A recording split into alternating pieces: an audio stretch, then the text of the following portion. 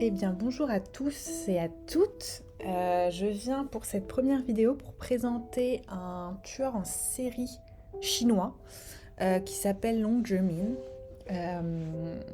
Moi, ce que j'aimerais, c'est faire un peu des podcasts sur les criminels asiatiques, les histoires d'horreur en Asie en général, en réfléchissant sur les thèmes comme celui d'aujourd'hui, donc les tueurs en série chinois, qu'est-ce que c'est qu'un tueur en série, comment est-ce qu'on peut définir et appliquer ces principes sur des humains et découvrir un peu plus la culture populaire et notamment criminelle, parce que moi j'aime bien les criminels, en Asie en fait, parce que c'est quelque chose qu'on connaît pas très bien et qui est intéressant de connaître.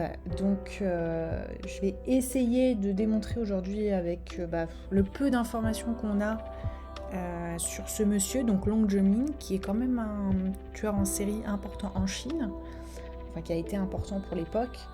Euh, donc je vais essayer de montrer en quoi c'est un tueur en série.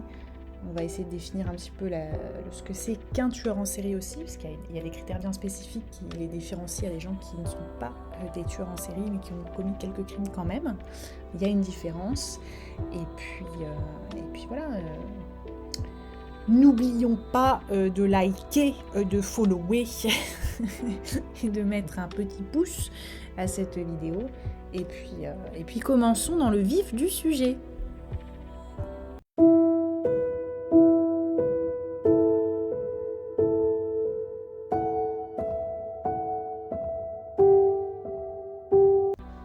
Donc, qui est Long Zhemin Long Zhemin, c'est un tueur en série chinois qui a enterré ses victimes dans la cour de sa maison. Donc je fais cette vidéo, comme j'ai dit, pour qu'on puisse discuter du sujet du tueur en série, qu'on apprenne un peu plus sur la culture chinoise et notamment la culture populaire qui est un peu trop souvent oubliée, je trouve, mais qui a quand même son importance parce que la Chine, ça reste quand même une des plus grandes puissances mondiales. Et que c'est intéressant de voir que c'est pas que une grosse puissance économique, qu'il n'y a pas que ça, ça reste un pays aussi où il y a des criminels, des magasins, des magasins, je sais pas pourquoi je dis ça.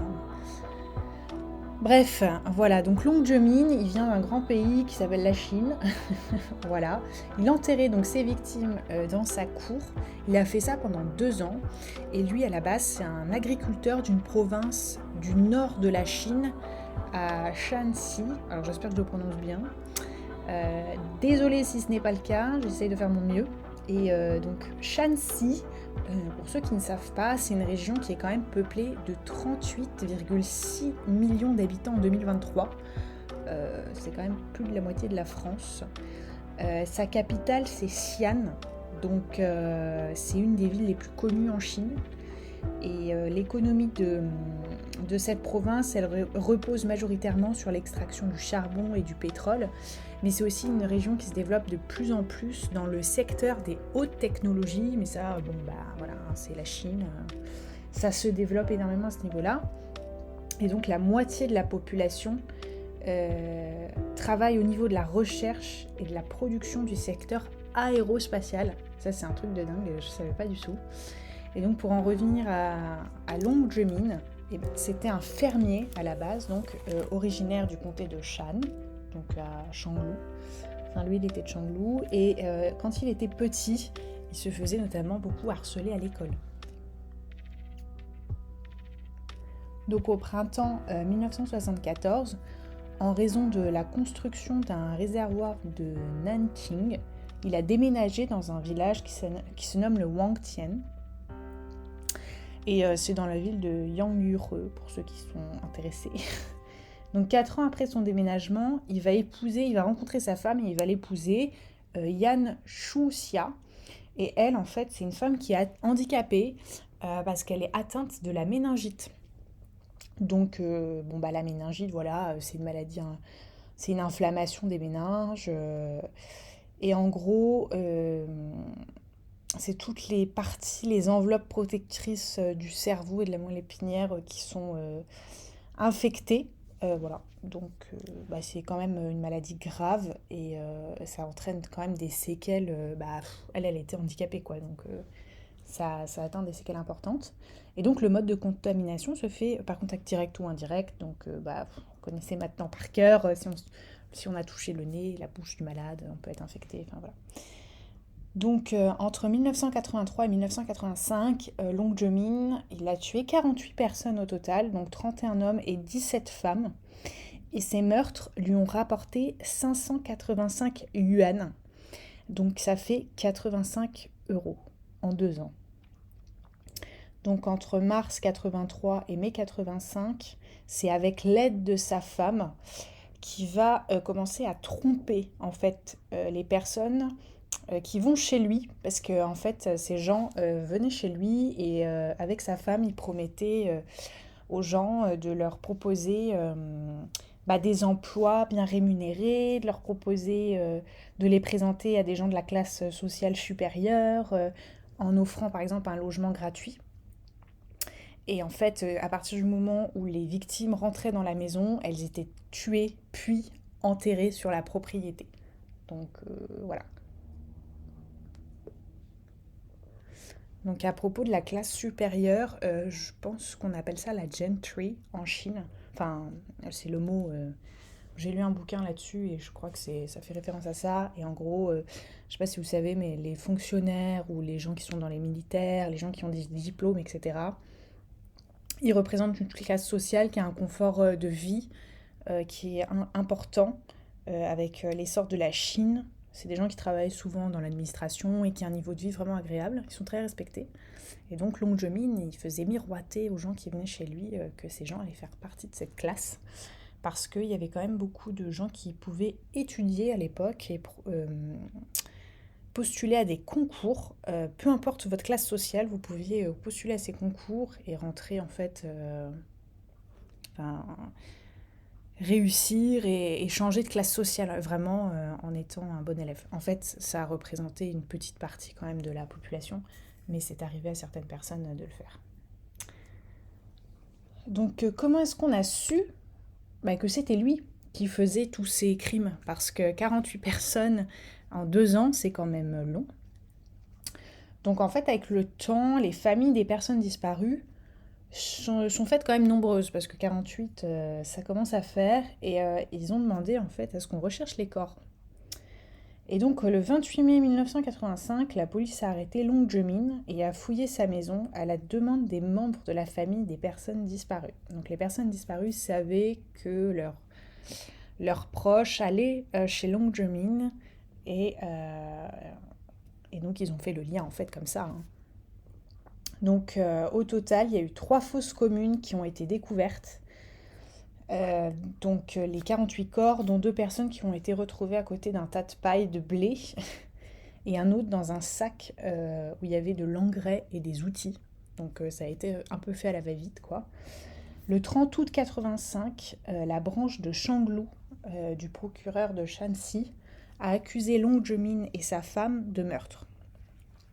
Donc le 20 septembre, le tribunal intermédiaire de Shanglu a condamné à mort les 2 accusés. Et ils ont eux-mêmes interjeté l'appel, mais le tribunal populaire supérieur l'a rejeté et a confirmé la peine de mort.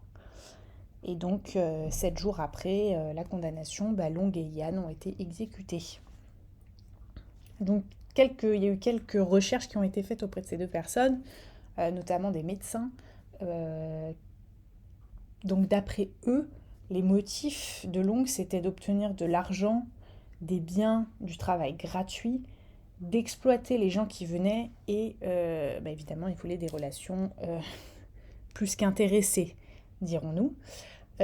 Sauf qu'en fait, pour Long, ça s'est transformé comme une dépendance et d'après les médecins, en fait, il commençait vraiment à éprouver du plaisir en tuant. Donc il y a quelques points que j'aimerais bien aborder sur les tueurs en série, alors de manière brève, je suis ni médecin, ni enquêteur, ni je ne sais quoi, ni psychologue, ni psychothérapeute ou quoi que ce soit, mais si on définit de manière brève, les tueurs en série, un tueur en série, c'est un criminel d'homicide, donc des gens qui tuent, des êtres humains, qu'il réitère dans le temps. Et il faut quand même commettre un minimum de meurtres, donc 3 minimum, apparemment, durant un certain intervalle de temps. Donc ça peut être autant en jours, en mois, en années. Euh, donc voilà. Donc ce qui est le cas de Long Jae-min, puisqu'il il a tué pendant 2 ans. Donc ça fait quand même. Voilà. Après, moi, ce que je me demande, est-ce qu'il a vraiment tué parce que c'est un tueur en série, ou est-ce qu'il y a la maladie de sa femme, enfin, tous les deux auraient été atteints, parce que lui, c'est sûr qu'il avait aussi attrapé la méningite, parce que si sa femme l'avait, c'est pas compliqué de l'attraper, quoi. Donc ça, c'est quand même une question que je me pose. Néanmoins, voilà, dans de nombreux cas, un tueur en série, il a un certain degré de plaisir, ce qui était le cas de ce tueur. Et un tueur en série aussi se caractérise généralement par le fait qu'il n'existe aucun lien entre lui et sa victime, ce qui était le cas de Long Jae-min, puisque des gens inconnus venaient donc pour travailler ou se loger. Ces gens ne se connaissaient pas particulièrement, sachant, comme on l'a vu au début, Long Jae-min, il a déménagé. Donc il s'est installé dans un nouvel endroit où il était complètement inconnu et il pouvait absolument berner tout le monde, puisque personne n'avait d'image sur lui et personne ne savait qui c'était. Donc ça, c'était fort pratique. Les tueurs en série aussi, ils ont une manière opératoire bien spécifique. Bon, là, pour le moment, on n'en sait rien sur Long Jae-min, à part que c'était toujours la même chose. Dès que les gens rentraient dans la maison, ils les tuaient et ils les enterraient. Mais c'est tout ce qu'on sait. Et il y a aussi une forte proportion de tueurs en série qui ont subi pendant l'enfance des sévices violents, physique ou morale, et c'était le cas de Long, puisque lui, il a été harcelé très jeune. Et je crois qu'il a été séparé de sa sœur aussi quand il était jeune. Enfin, il a eu une enfance franchement pas facile. Et donc, en fait, ce type de criminel semble agir sans vraiment de vrai mobile. Et c'est, en fait, la motivation profonde, elle n'est pas toujours très claire. Généralement, un tueur en série, ça ne tue pas par idéologie, ni religieuse ou éthique ou quoi que ce soit, mais plus par fanatisme et pas forcément non plus par l'appât du gain. Parce que quelqu'un qui tue pour l'appât du gain, il va tuer une fois, il va prendre de l'argent et puis il s'en va, ce qui était pas... Enfin, c'est un peu le cas de Long Jae-min. À la base, c'était ça, mais au fur et à mesure, finalement, c'était... pour diverses raisons, dirons-nous. Donc le moteur du tueur en série, c'est généralement le sentiment de toute puissance qu'il lui procure, puisqu'il peut avoir un contrôle total sur la situation. Et généralement, il mêle le sexe et la mort. Et le meurtrier, il agit généralement seul, mais dans un quart à un tiers des cas, cependant, il a un complice avec lequel il peut former une véritable équipe meurtrière itinérante et pendant un long moment, ce qui était le cas donc de Long Jae-min avec sa femme Yan. Et le tueur en série imprime généralement un meurtre commis, le tueur en série a généralement une connotation sexuelle plus ou moins apparente, ce qui était le cas ici. Et voilà, on prend en compte des fantasmes, et ça c'est assez important dans leur manière de procéder. Voilà. Et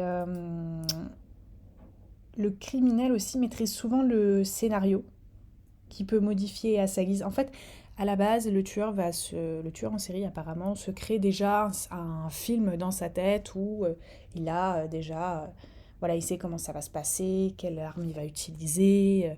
C'est quand même bien prémédité, et ça c'est typique d'un tueur en série, ce qui n'est pas le cas forcément d'autres tueurs qui peuvent tuer sans préméditation sur un coup de folie ou un coup de colère ou quelque chose, voilà. Ce qui n'est pas le cas d'un tueur en série. Donc voilà, c'était l'histoire de Long Jae-min. J'espère que ça vous a plu. C'est assez court et il y a très peu d'informations. Il n'y a pas tant d'informations que ça sur les tueurs en série chinois.